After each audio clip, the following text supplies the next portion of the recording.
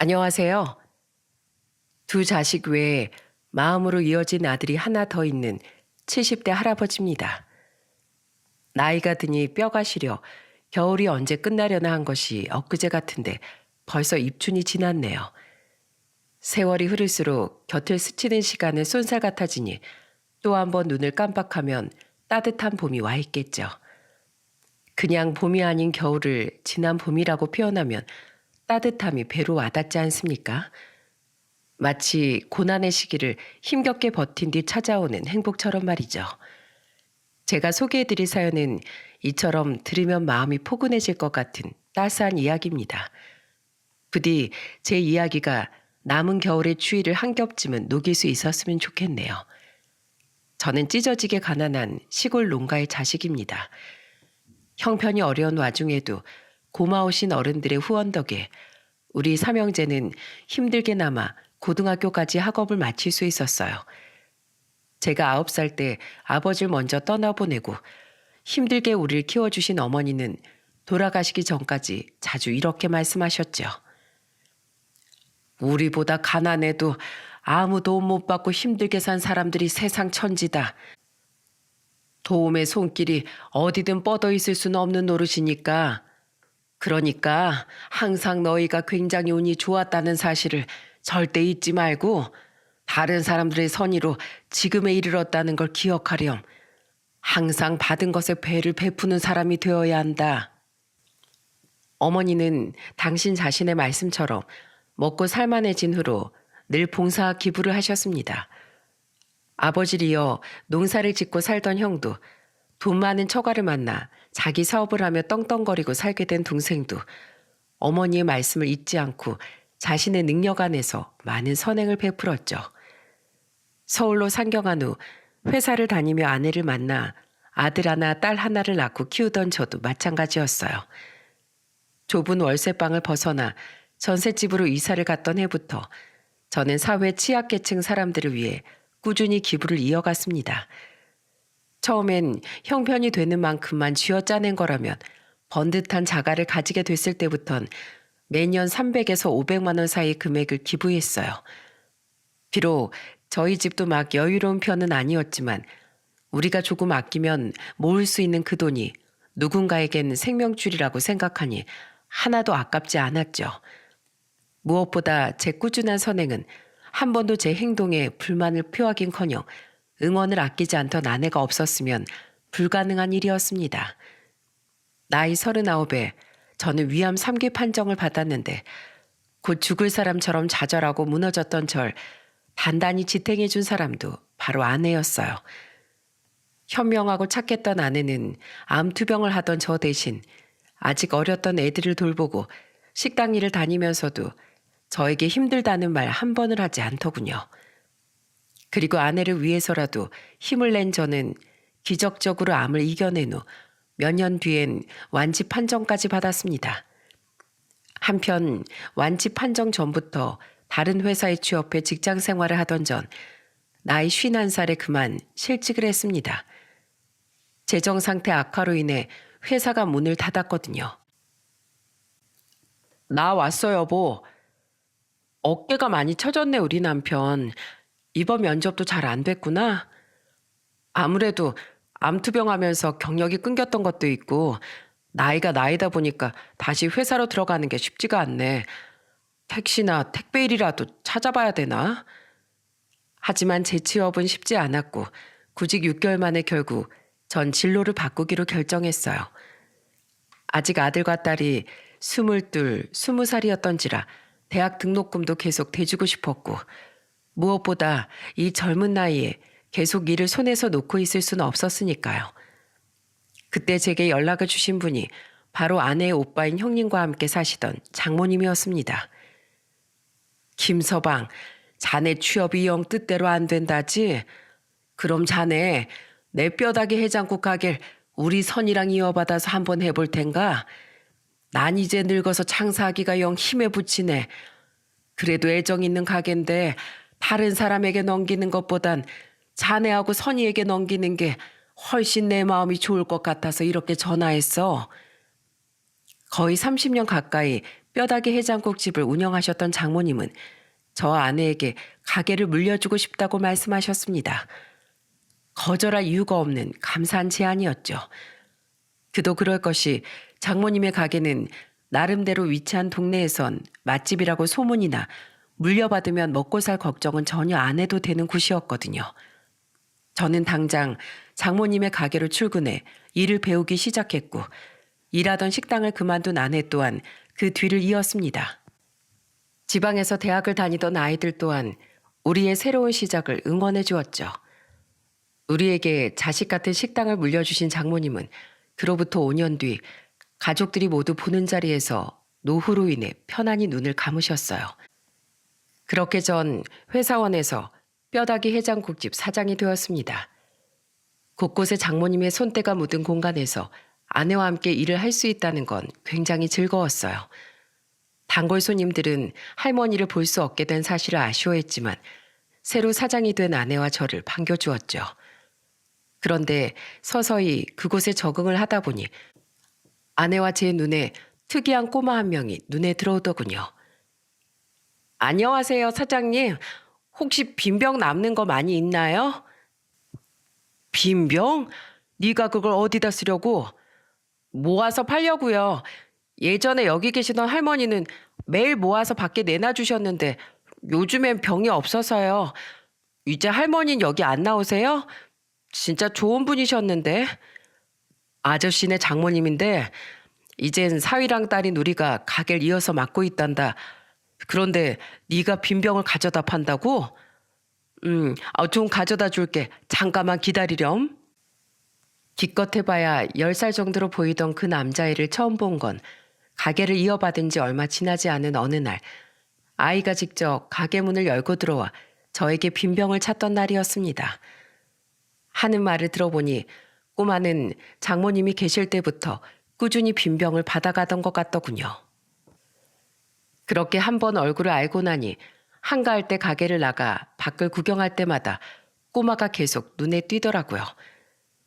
꼬마는 그날 이후 제가 계속 내놓던 빈병들 뿐만 아니라 다른 가게 앞 빈병들과 폐지 등을 열심히 줍고 다녔죠. 한 번은 옆 분식집 사장님과 꼬마를 함께 지켜보게 됐는데 그때 저와 아내는 꼬마의 사정을 조금이나마 알 수 있었어요. 아유, 짜내라. 쟤 오늘도 나와서 저러고 있네.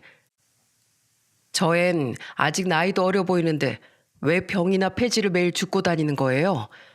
오늘은 책가방까지 메고 있는 걸 보니까 초등학생 같은데 혹시 사장님 아시는 꼬마예요? 이 근처에서 쟤 모르는 사람 없어요. 자세히 모르는데 제 애비라는 사람한테 버림받고 엄마랑 둘이 산대요. 근데 집도 가난한 데다 엄마가 병을 앓고 있어서 일도 못하고 집에만 누워있다나 봐요. 그래서 고작 12살밖에 안 된 어린애가 생활비 벌겠다고 학교가 끝나기만 하면 저렇게 빈병들을 줍고 다니는 거예요. 고물상 박씨 할아버지가 눈이 오나 비가 오나 애가 하루도 걸은 적 없이 매일 빈병하고 폐지를 팔러 온다면서 딱해 죽겠다고 혀를 차셨더라고요. 세상에 12살이라고요? 너무 작아서 많아봐야 10살 정도라고 생각했어요. 안 사장님이 보기에도 애가 좀 작죠? 워낙에 못 먹어서 또래보다 못 큰 것 같아요. 예전 여기 해장국집 할머니도 제가 안쓰럽다면서 가끔 간식도 직접 사서 손에 쥐어주곤 하셨어요. 애는 딱하지만 다들 먹고 살기 힘든데 빈병 몇 개 더 챙겨주는 것 말고 뭘 해줄 수 있겠냐며 분식집 사장님은 고개를 절레절레 흔들곤 안으로 들어갔습니다. 사정을 알게 되자 그 애가 더욱 딱하게 느껴졌어요. 그래서 그 뒤론 매일같이 빈 술병들을 밖에 10몇 병씩 내놓기도 하며 어떻게든 더 도울 수 있는 방법을 찾고 싶었죠. 사장님, 안녕하세요. 오늘도 빈병 감사히 가져가겠습니다. 예, 너 잠깐 이리 좀 들어와 봐라. 꼬마는 항상 밖에 놓인 병을 가져가면서도 꼬박꼬박 문을 열고 들어와 인사하는 착한 아이였습니다. 어느 날 저는 꼬마를 불러들여 밥은 먹었냐고 물어봤어요. 괜찮다고 말하던 아이의 배에선 돌연 천둥 같은 꼬르륵 소리가 울려 퍼졌죠. 저는 머쓱해하는 꼬마를 웃으며 테이블 의자에 앉혔습니다. 학교에서 밥 먹고 아직 저녁 못 먹은 거지? 아저씨가 뼈다귀 해장국 금방 가져다 줄 테니까 밥 2그릇 먹고 가. 알았지? 아내가 뚝배기 가득 음식을 내어온 뒤에도 꼬마는 한참 동안 수저를 들지 못하더군요. 아이가 부담스러워할까봐 조금 떨어진 곳에서 아이를 지켜보던 저와 아내는 결국 가까이 다가가 다시 꼬마에게 물었어요. 왜 안 먹어? 엄만 집에서 굶고 계실 텐데 저만 이렇게 맛있는 거 먹으면 엄마한테 너무 죄송해서요. 기특하게도 그 꼬마는 자기보다 엄마를 먼저 생각하더라고요. 결국 어르고 달래서 아이에게 밥을 먹인 우린 밥그릇을 말끔히 비운 아이에게 이렇게 말했죠. 이따가 빈병들 다 팔고 나면 다시 들러. 우리가 네 엄마 드실 목 따로 포장해 놓을 테니까. 알았지? 네? 저 돈 없는데. 그럼 이거 제가 어제 번 1,200원인데요. 이거랑 오늘 빈병 판 돈도 가지고 올게요. 그걸로 모자라면 내일도 모레도 돈 가져다 드릴게요. 꼬마는 주머니에서 꼬깃거리는 1,000원짜리 하나와 동전 2개를 내밀며 쭈뼛거렸습니다. 그 모습을 본 아내는 갑자기 눈물이 차올랐는지 다급히 주방으로 피해버렸죠. 저 또한 코끝이 시큰거렸지만 애써 참고 꼬마의 머리를 쓰다듬으며 괜찮다고 말했어요. 돈은 필요 없단다. 네가 맛있게 먹어준 것만으로도 아저씨랑 아줌만 제값을 받았어. 이따 꼭 들러서 엄마 음식 가져가렴. 네가 안 가져가면 애써 포장한 음식 그냥 버려야 할 테니까 말이다. 알았지? 그런데 우리 꼬마 신산 이름이 어떻게 돼? 김우성이에요. 감사합니다, 사장님. 정말 잘 먹었습니다. 그날 이후 우린 종종 우성이를 불러 밥을 먹이고 모친의 목까지 해장국을 싸줬어요. 그리고 한 번은 아이 신발 밑창이 죄다 달아있는 걸 보고 아내에게 잠시 식당을 맡긴 채 우성이를 데리고 가 운동화를 사주기도 했죠. 저 진짜 괜찮아요, 사장님. 넌 뭐가 맨날 괜찮대. 가끔씩 저랑 엄마 밥 챙겨주시는 것만 해도 너무 죄송하고 감사한데 이렇게 비싼 거 못 받아요. 우성아, 잘 생각해봐라. 너 가진 신발이 이거 딱 한 켤레라고 했지? 이거 다 떨어지면 너 맨발로 길바닥 돌아다니면서 빈병 주우러 다닐래? 그러다 다치기라도 하면 너 병 주워서 돈 버는 것도 못해. 그러니까 그냥 감사합니다 하고 받아. 마음 같아선 신발뿐 아니라 이것저것 챙겨주고 싶었는데 무엇 하나 절대 그냥 받는 법이 없던 우성이에게 도움을 주기란 쉽지 않았어요. 사정이라도 제대로 알고 도울 방법을 모색해보자 싶었지만 우성이는 집 이야기만 나오면 입을 꾹 다물었죠. 우성아, 아저씨가 언뜻 들었는데 엄마가 많이 아프시니? 제 물음에 우성이는 고개를 푹 숙인 채 밥만 먹곤 도망치듯 가게를 나가곤 했죠. 하는 수 없이 아내와 전 가끔 용돈이라도 지어주려고 했는데 제가 돈을 건네자 기겁을 하며 우성이는 손사래를 치더라고요. 괜찮아요, 사장님. 저 거지 아니에요. 거지라니 이놈아. 아저씨가 자식 같고 손주 같아서 주는 돈인데 무슨 말을 그렇게 서운하게 하니? 저 알아요. 물론 사장님하고 아줌만 그렇게 생각하지 않으실 수도 있겠지만 여기 시장 사람들 중 대부분이 절 불쌍한 애나 거지 취급하고 있다는 거예요. 저 안 불쌍해요. 저 아빠한테 버림받지도 않았고 저희 엄마 자식한테 공병이나 죽게 시키는 한심하고 나쁜 사람도 아니에요. 저희 엄만 세상에서 절 제일로 아끼고 사랑해 주시는 좋은 분이에요. 그런데 사람들은 엄마 이야기를 묻길래 제가 엄마가 아프시다고 대답하면 늘 엄마를 무책임한 부모라고 손가락질해요. 그래서 전 이제 사람들이 엄마에 대해 물어도 대답하고 싶지 않아요. 그제 아내와 전 우성이가 왜 부모 이야기를 하기 싫어했는지 알게 됐어요.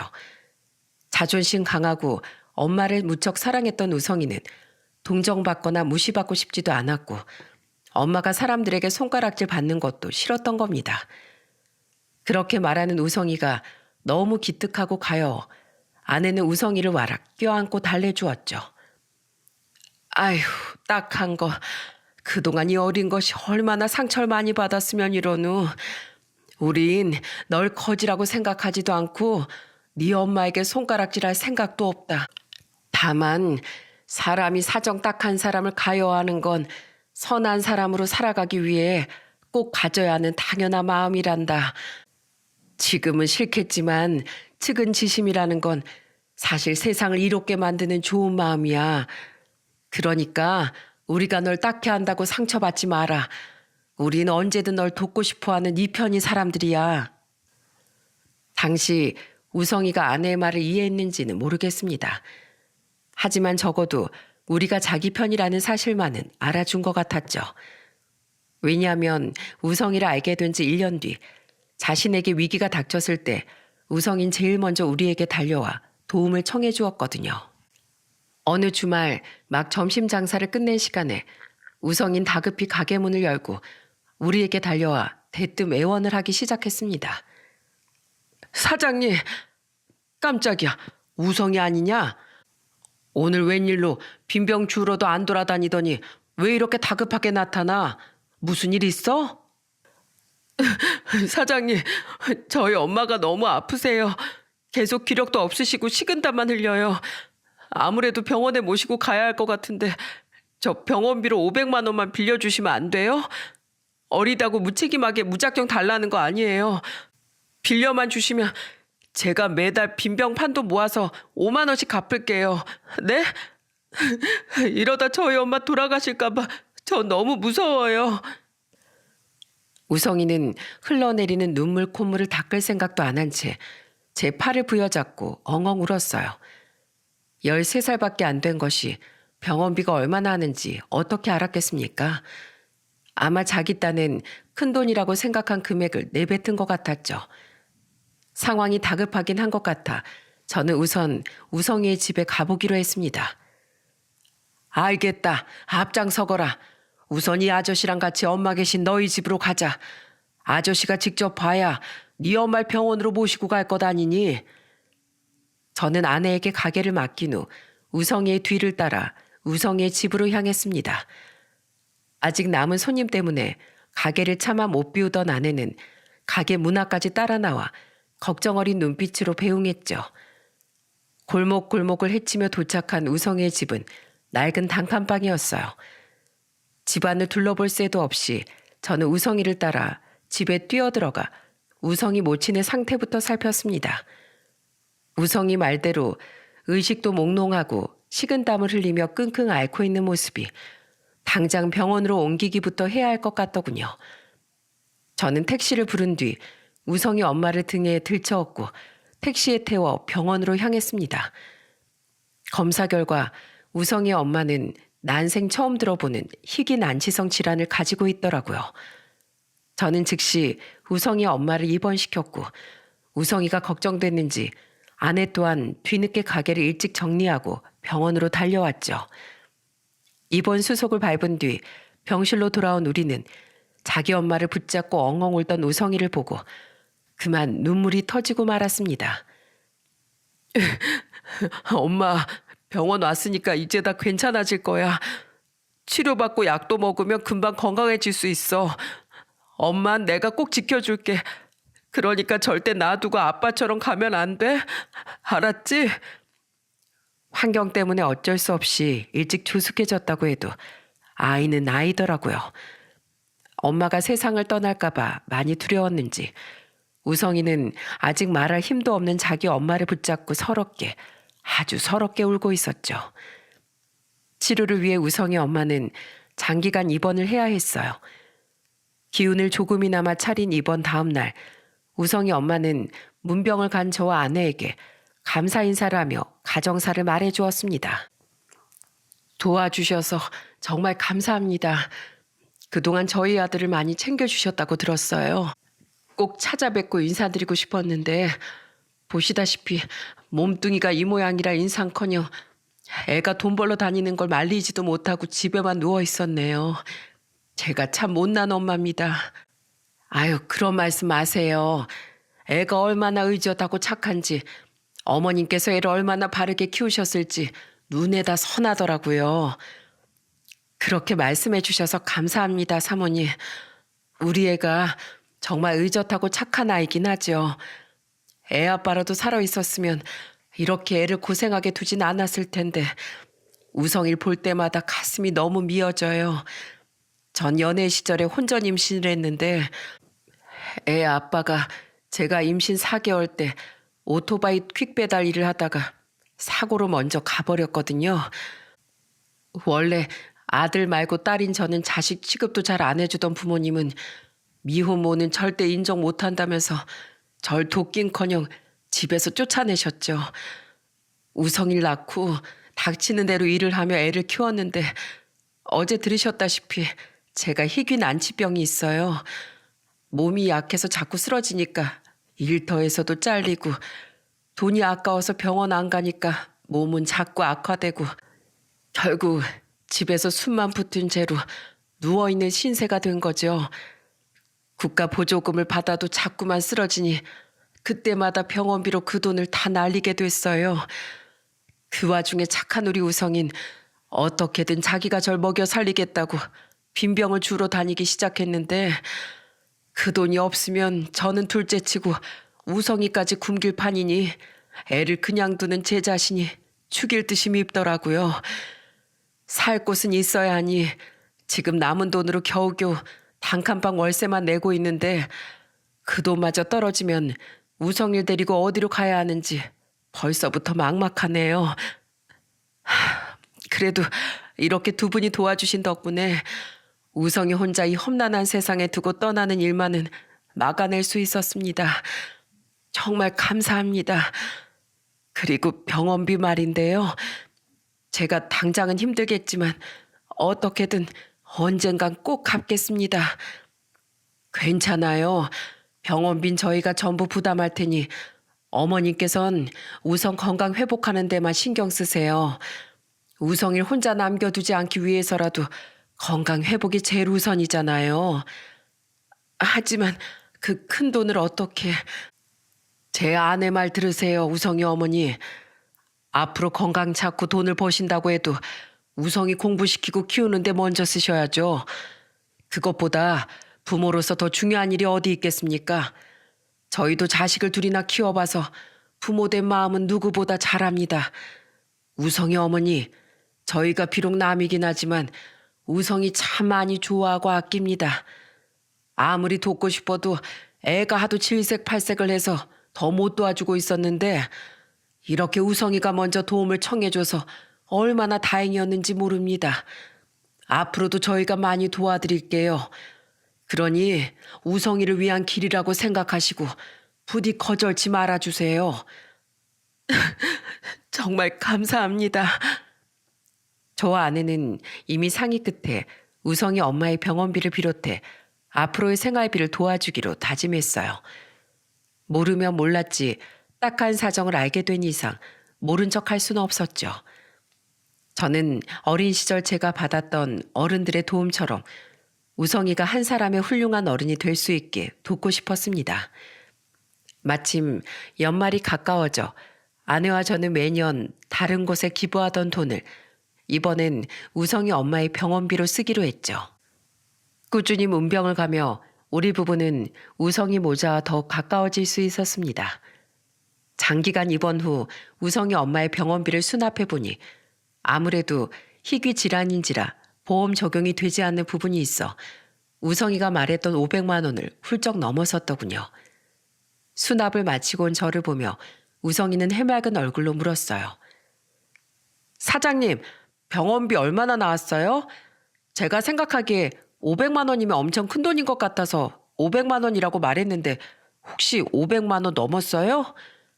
아니, 딱 500만 원 나왔어. 100원도 안 넘고. 우리 우성이 완전 천재인데 벌써부터 병원비도 딱딱 맞게 계산할 줄 알고. 우성이 네가 네 엄마를 살린 거야. 아주 장해. 저는 우성이에게 정확한 금액에 대해선 말해주지 않았습니다. 어차피 받을 생각도 없을 뿐더러 아이에게 괜한 부담을 지워주고 싶지 않았거든요. 저는 우성이에게 돈을 갚을 필요가 없다고 말했는데 바로 다음 달의 어느 날 우성인 정말로 우리에게 5만 원을 가져다 주러 오지 않았겠어요? 아저씨, 여기요. 이번 달치 5만 원치예요. 저 돈 마련하려고 빈병 정말 열심히 주었어요. 그날은 아주 추운 겨울날이었는데 하루 종일 병을 주러 얼마나 돌아다닌 건지 얼굴이 추위 때문에 빨갛게 얼어붙었더군요.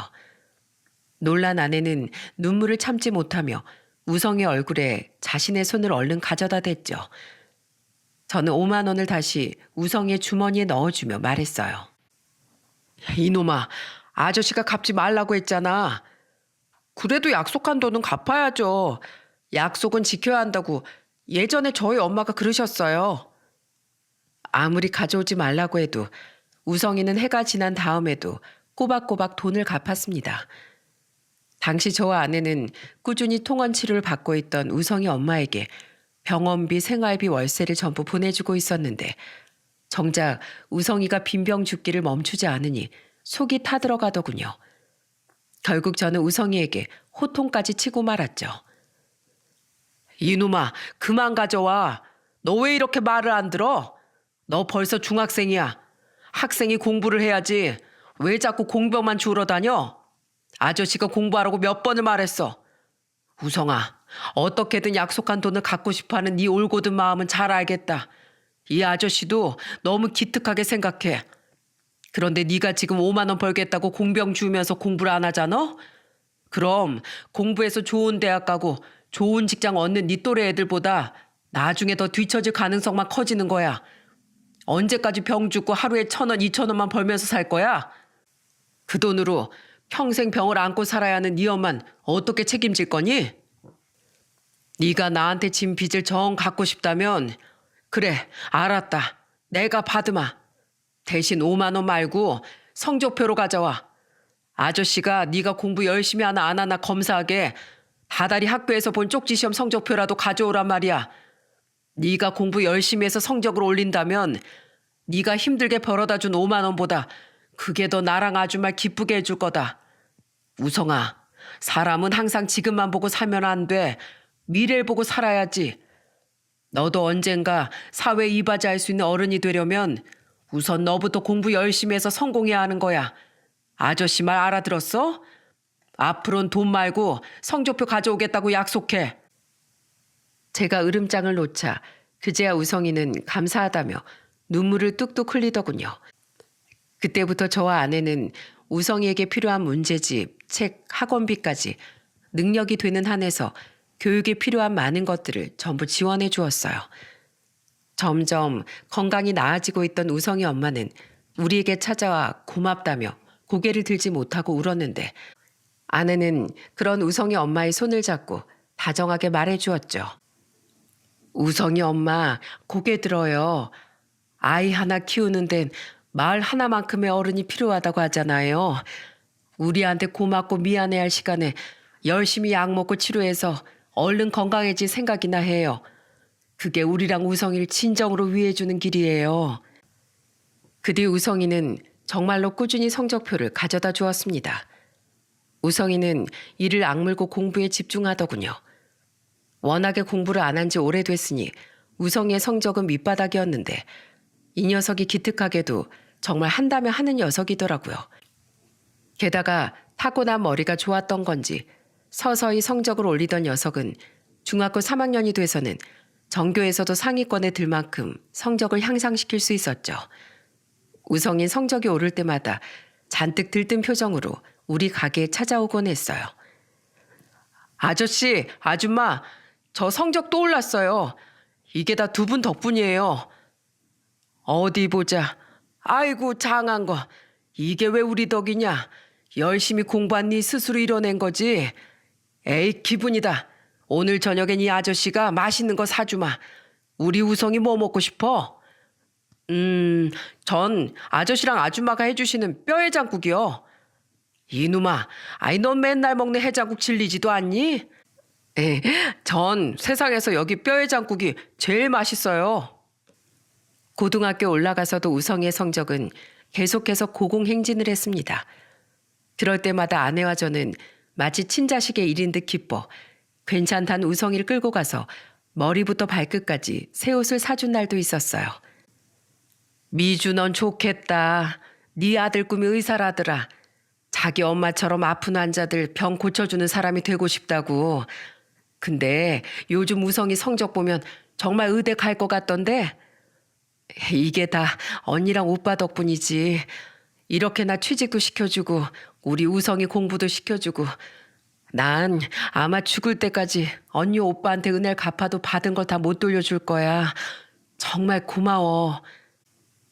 그리고 그쯤엔 우성이 엄마의 건강도 정말 많이 호전되어 우성이 엄마는 우리 식당에서 함께 일을 하기 시작했어요.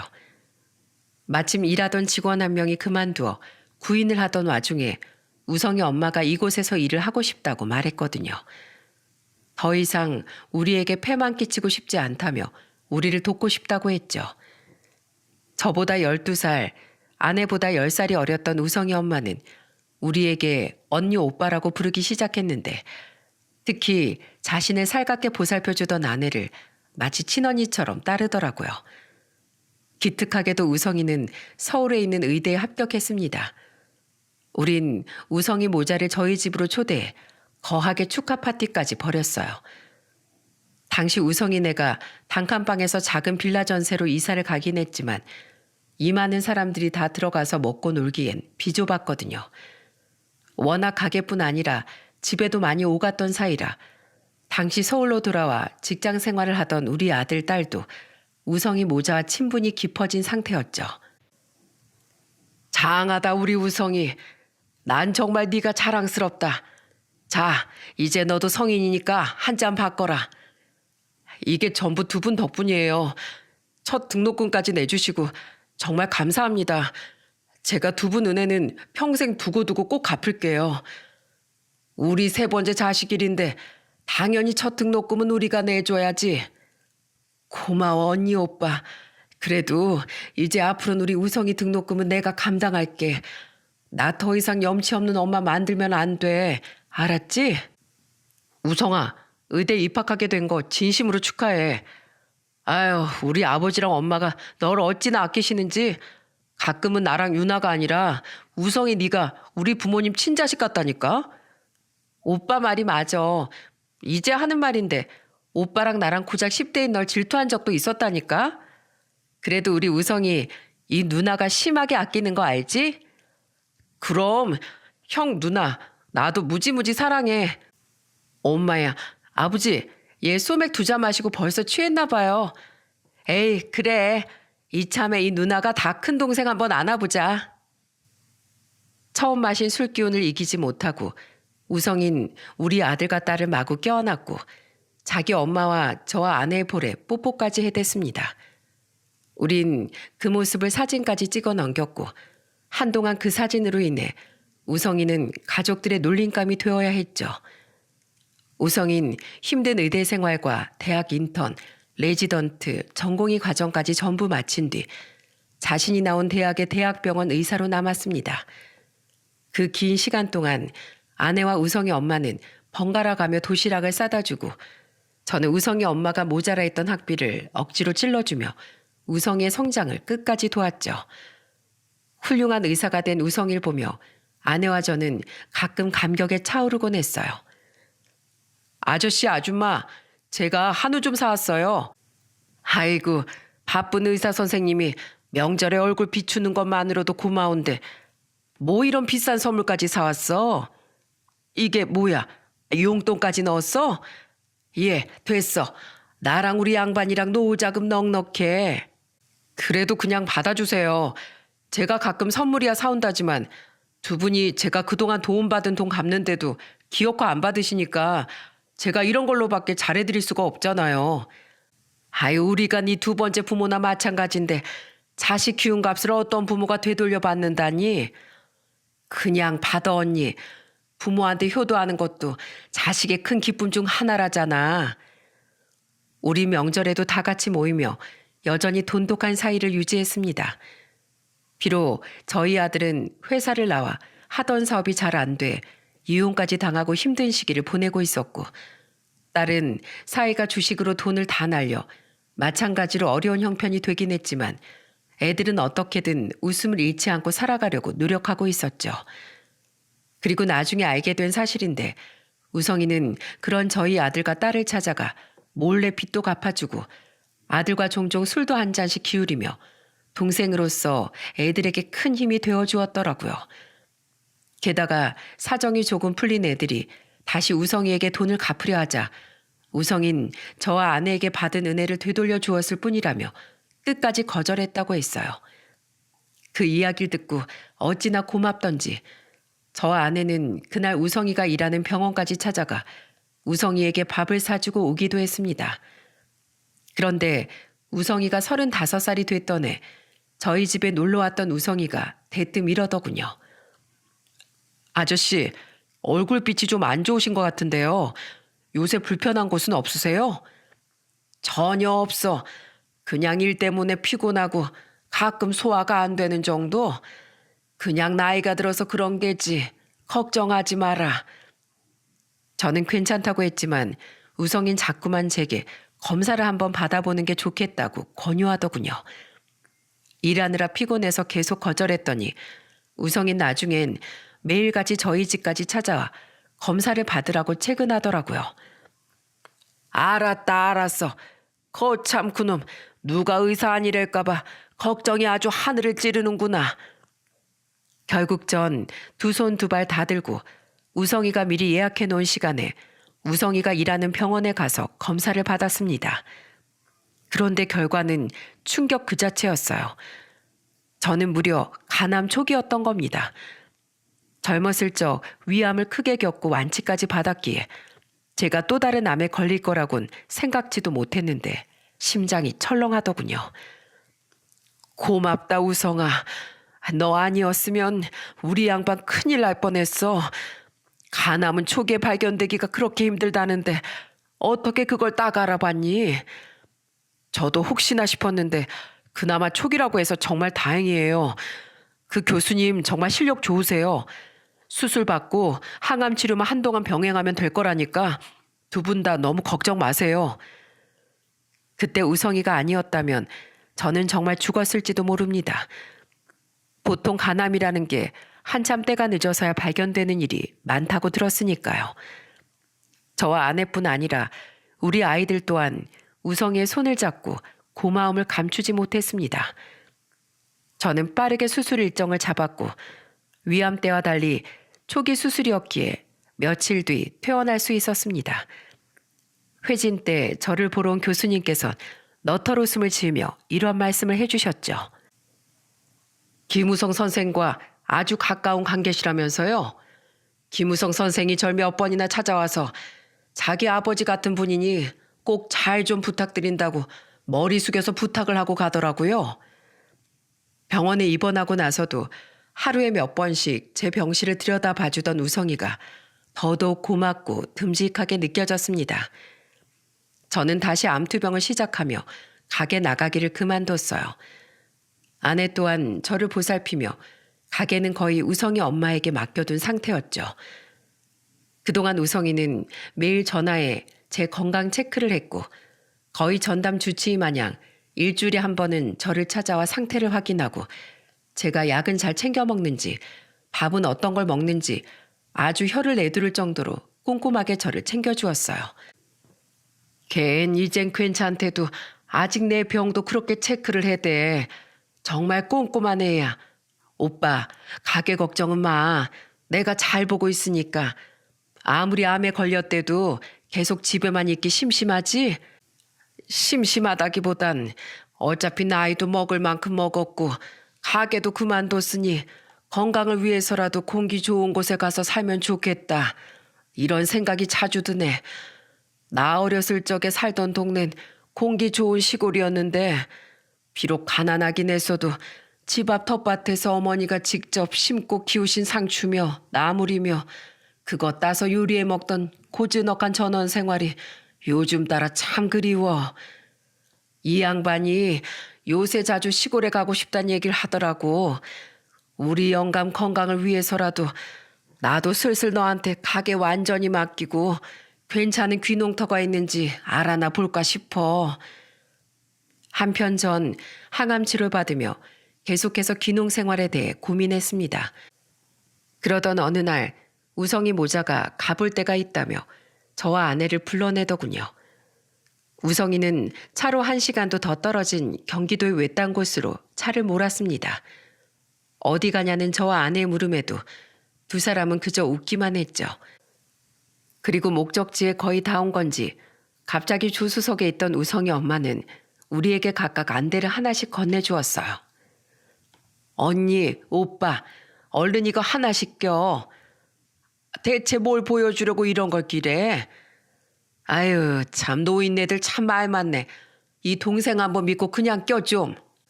우성이 엄마의 너스레에 저와 아내는 영문도 모른 채 안대를 꼈습니다. 목적지에 도착한 듯 차가 멈췄고 시동을 끈 우성이는 저를 부축해서 차에서 내리는 걸 돕더군요. 우성이 엄마는 제 아내가 내리는 걸 돕고 있는 것 같았죠.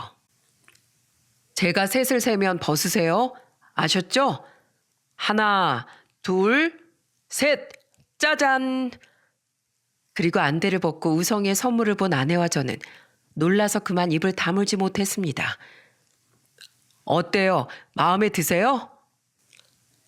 그곳엔 마치 드라마에 나올 법한 아기자기하고 예쁜 2층짜리 전원주택이 자리에 있었어요. 넓은 마당과 한쪽엔 작은 텃밭까지 마련되어 있었죠. 놀란 우리를 보며 우성이는 환하게 웃더라고요. 엄마한테 들었어요. 아저씨께서 전원 생활을 하고 싶어 하신다고요. 저도 의사로서 공기 좋은 곳으로 이사하는 것이 훨씬 좋을 거라고 생각해서 열심히 두 분이 사실 만한 곳을 알아봤어요. 서울에서 그리 멀지도 않고 공기 좋고 한적한 곳을 찾다 보니 여기가 딱이더라고요. 비록 건물 짓는데 시간이 오래 걸린다고 해서 직접 짓지 못했는데 원래 있던 주택을 죄다 리모델링 공사한 거예요. 아줌마도 이젠 거의 가게 나오지 않으시니까 앞으론 두 분 공기 좋은 곳에서 편안한 노후 보내시라고 제가 준비한 깜짝 선물이에요. 아니, 어떻게 이런 생각을 했어? 사람을 이렇게 감동시키기 있는 게냐? 돈도 많이 들었을 텐데 이런 큰 선물을 내가 미안해서 어떻게 받니? 아저씨, 저 이 주택 선물해드릴 생각하면서 정말 신났어요. 그동안 제가 아저씨 아줌마께 받은 은혜 전부는 아니어도 이렇게라도 큰 선물을 드릴 수 있다고 생각하니까 제가 얼마나 기뻤는데요. 저 두 분 아니었으면 의상커녕 학교조차 제대로 졸업도 못하고 길거리나 전전하며 살았을지도 몰라요. 어쩌면 제때 치료를 받지 못해 엄마조차 제 곁에 없었을지도 모르고요. 두 분은 저랑 저희 엄마 인생을 벼랑 끝에서 구원해준 은인들이세요. 그러니까 제가 받은 것 중 빙산의 일각이라도 이렇게나마 갚게 해주세요. 그래 오빠, 우리 아들 마음 꼭 좀 받아줘. 나도 오빠랑 언니 아니었으면 지금껏 이렇게 건강하게 우리 아들 옆에 있지도 못했을 거야. 우리 아들 훌륭하게 잘 키워줘서 나한테 일자리도 주고 무엇보다 가족에게 버림받은 내게 친언니, 친오빠 같은 존재가 돼줘서 정말 고마워. 서울에서 가까우니까 나 진짜로 자주 놀러 올게. 빈병 죽고 다니던 그 조그맣던 어린애가 언제 이렇게 다 커서 날 울리니 정말 훌륭하게 컸구나 우성아. 고맙다. 정말 고마워. 아저씨가 한번 안아보자. 이 아줌마도 같이 안아보자. 기특한 건 넌 우리 막내 아들이나 다름없는 우리의 소중한 자식이란다. 정말 고맙다. 감동한 나머지 눈물을 그치지 못하던 저와 아내를 우성이 모자는 따뜻하게 안아주었습니다.